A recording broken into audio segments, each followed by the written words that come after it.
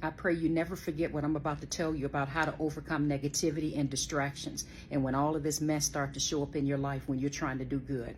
You see these stairs right here? This is something that I taught in my live workshop session the other day. And I even taught it to my adult kids. And they said, Mom, this helped me so much.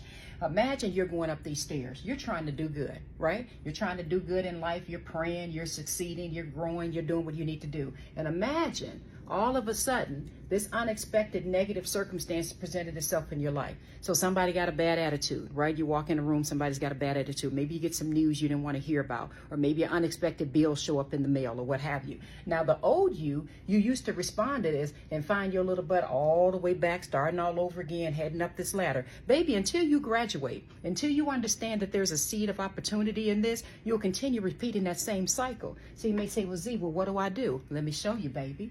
You look for that seed of opportunity that's right in the middle of it. There's always a way out. God always provides a way out. Look for that seed and learn to step on that seed. Look at that. And keep your butt on moving and going up that ladder. You see that? When you can learn to, no, I'm not going to respond the way I used to. No, I'm not going to do the things I used to do. I'm going to adjust my spiritual eyes and see what could God be showing me in this. I'm not going to even go back off on that person. I'm going to keep my butt going. So you step on that seed. Now, if you've read my book, Necessary, I call that gold. I said there's gold in every circumstance if you're willing to look for it. But for the sake of this demonstration, we'll call it a seed. You step on that seed and baby, you keep on going. And guess what? You may have it happen again. There may be some more negativity that comes, but each time you get wiser and wiser and wiser. That's why the enemy can't hold you down, because you're going up and up and up. But if you don't watch it, you can find yourself getting in that negative spiral, going all the way back down and wondering, why do I keep repeating the same cycle? Baby, because you got to be trained by it.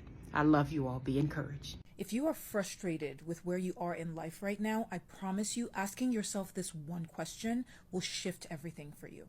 Now, before I share it, one big thing that I've noticed as a coach, as well as a spiritual being having a very human experience, is that we as human beings are the only ones that are part of this universe who fight against the flow of life.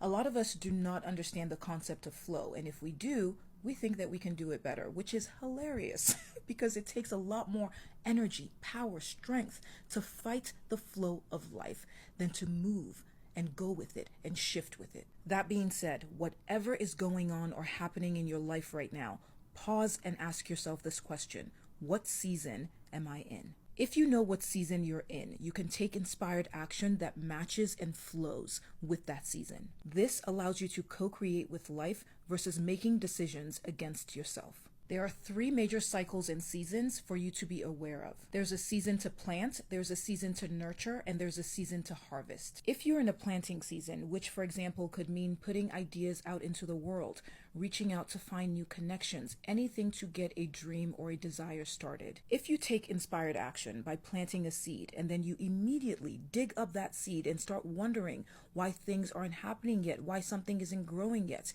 it's because you're in a planting season, not a harvesting season. If you are frustrated in your planting season because nothing is happening yet, at that point, you need to tell yourself to calm down, because what do you have to harvest? You just started. Your seed just took root. You still need to nurture that seed. If you try to harvest during a planting season, it will be a disaster. If you try to harvest during a nurturing season, it will also be a disaster. So let's say that you start posting about your business on social media. After 3 weeks, nothing happens. There's no movement. Now you're thinking about quitting because nothing is going on. You try to cash in after 3 weeks and there's nothing to cash in on. You are skipping the nurturing season. Even if you got something out of it, it would be a premature harvest. Nurturing takes time, effort, and consistency. That is how you get a big harvest. One last thing, you cannot do your job and life's job too. When farmers plant, there's so many things that they can control and so many things that are completely out of their control. They cannot control the sun, they cannot control the rain. You do your best and you leave the rest. Sometimes you plant and the soil isn't great. That means an idea could be wonderful, but the environment isn't great. Pivot. Sometimes the soil is fertile, but the seed isn't the best. Pivot. Sometimes the seed and the soil are perfect, but the timing isn't quite right. Pivot. When a river flows and comes up against an obstacle, it doesn't turn around and it doesn't fight or struggle. It'll flow around it, over it, under it, sometimes even through it. The same ability, energy, knowledge, and wisdom and intuition that exists within nature also exists within you. You're not separate. Know your season and flow with it. By the way, I'm Wemi. I'm a life coach and a career coach. If you are seeing one of my messages for the first time, it's so lovely to meet you. Don't forget to hit that follow button for more doses of inspiration. I'll see you soon. So you broke up. It didn't work out. He left you. He left you and maybe left you with the kids too. So that career didn't work out. So you got fired. So the goal that you are looking to get into didn't work out. Now you're feeling low and you're staying in the lowness. You're feeling sad and you're choosing to stay in it. Yes, you're allowed to stay in it, in the sadness, in the murky place, the sliding down the walls, the snorting, the crying. But I give you permission to be there for only a few days. Pick yourself up, especially if you're going through a breakup, a separation, and or a divorce. Don't let that be a reason for you to say you're slipping into a deep depression. There's help. Therapy. There's medications that can help you as well. So call. I want to tell you exactly how you can heal. You've been going through some stress of life. Relationships have broken down, and you're just feeling that it's just a matter of time that I lose it up. But there's a way that you can actually heal and get back to the person that you've always wanted to be. Now, one of the ways to heal is to be able to allow yourself to feel everything.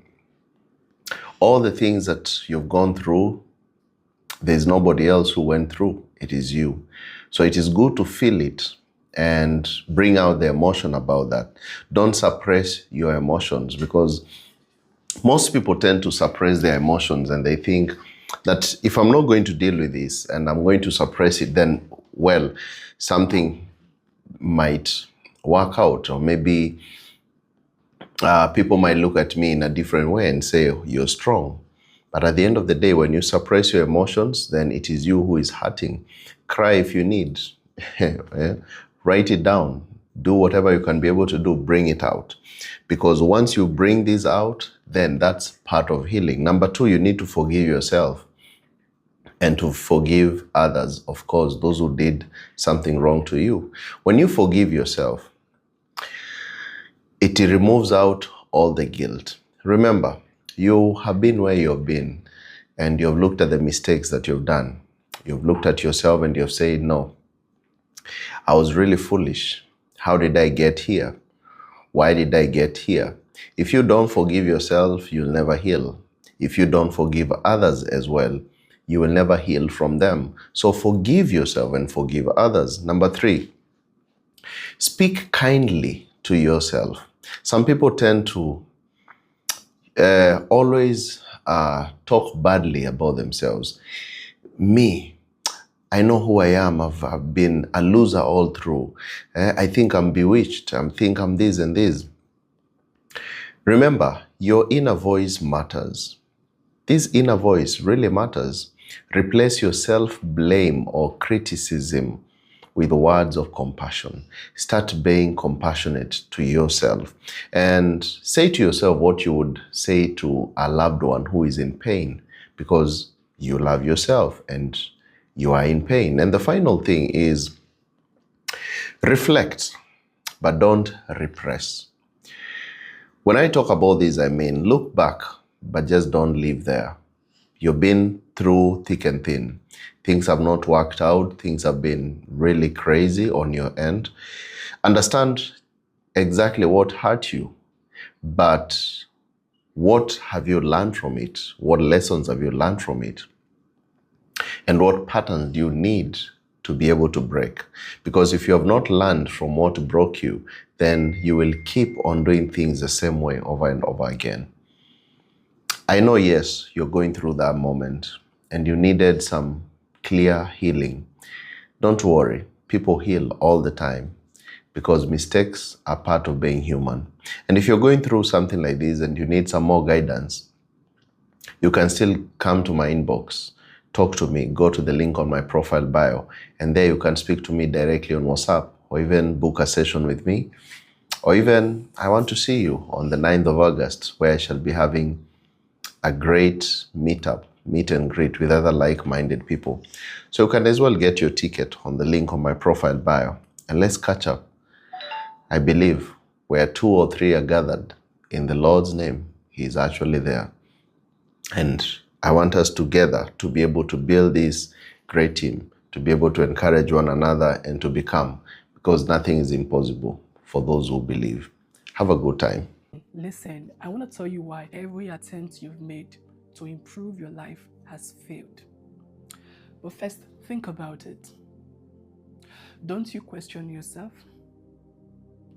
Don't you ever wonder why you make commitments to better your life? Every time you tell yourself, see, henceforth, enough is enough. I'm going to do this for my growth, for my personal development. My life must become better. I'm going to take this course, learn this skill. You make commitment to yourself every time. But then after a few days, you fall back again. You even forget the things you said you would start doing. Don't it bother you? Listen to me. Listen. I know you want to work on your life and improve yourself. But the truth is, if I tell you today to start reading books, and I tell you the books to read, you will go to the bookshop with so much excitement and motivation, even pay for the books, take them home, read for only 2 days and completely forget about them. You know, even if I tell you to take a course today or learn a skill, you will pay for it. But deep down, you know you will not complete it. You know I'm not talking nonsense, right? You've seen this pattern repeating itself in your life over and over again. Listen to me. The first thing you want to do now is not to, because you heard me or because you've listened to other people, is not to read books. I understand. I know you're motivated. You're feeling inspired. Listen to me. You know you will not be consistent. You know. And it's not because you don't want to be. It's not because you don't want to be intentional or serious about the things of your life. No. The truth is, your mind is flooded with garbage. Your mind is already congested. So the first thing you want to do is to step away. Pull yourself out of those things congesting your mind, the things suffocating your mind. You know them. Distractions. Distractions from people, from the environment, from social media. Pull yourself out of it. The fear. Pull yourself out of it. The toxic relationships. Pull yourself out of it. The confusion. Step away. Go on a retreat. Take some days off. Take a break. Pull yourself away first. See, you know what your problem is. I can't even see you from here. I can't. But you know yourself. Maybe your problem is social media addiction, right? You don't have an online business, but all you do is you go online every day, you scroll and scroll and scroll till your head begins to ache, till you get tired. And then you wonder why you can't even think straight for 30 minutes. How do you expect your life to be organized that way? And maybe sometimes you even try to get serious. You pick a book to read or to do something serious with your life. And all the things you've watched, all the things you've seen over time, you're reading a book and then you're thinking about something else. Your mind is somewhere else. You drop your book, pick your phone and start scrolling again. You know I'm not talking nonsense. This thing is real in your life. Why don't you pull yourself away from them? Why don't you detoxify your mind first? Help yourself. Pull away from it. Make up your mind. Take a decision henceforth for the next 3 days, for the next 5 days. I'm not going to go online. No social media, no television. And don't even try to replace it with anything else. Be fine with being alone. Okay? If you're wise, read your Bible. It will detoxify your mind. Yes. And if you do this successfully, I'm not telling you nonsense. Do it if you want. If you do this successfully, after a few days, you start to feel lighter, clear-headed, more focused. It becomes easy to pick a book and read for 2 hours. You know why? Because you're no longer rushing to grab your phone. You're not rushing to go online. Your desire for those things to some extent has diminished, right? And if you are consistent, as you continue like that, you start to see your brain rewiring itself, adjusting to the new pattern, to the new version of you. Your life begins to take a new shape. Your routines, your mindset, okay? Yes, that's it. First, you step away, you pull yourself away from those things, you decongest your mind, declutter your mind, and then you start reading again, okay? You expose yourself gently again to personal development exercises and activities. Then it becomes easier. Do you understand? I hope this helps. That's if you will even implement it. Don't be afraid to start over again and again. That new version of you might just be your favorite one yet. Let them whisper, there they go again, starting from zero. Good, because zero is pure. Zero has no weight. Zero has no ego, just hunger, just clarity, just you. And when you build from there, no one can take it from you. So start again, start better, start braver. You're not lost. You're just rewriting your legend, one restart at a time.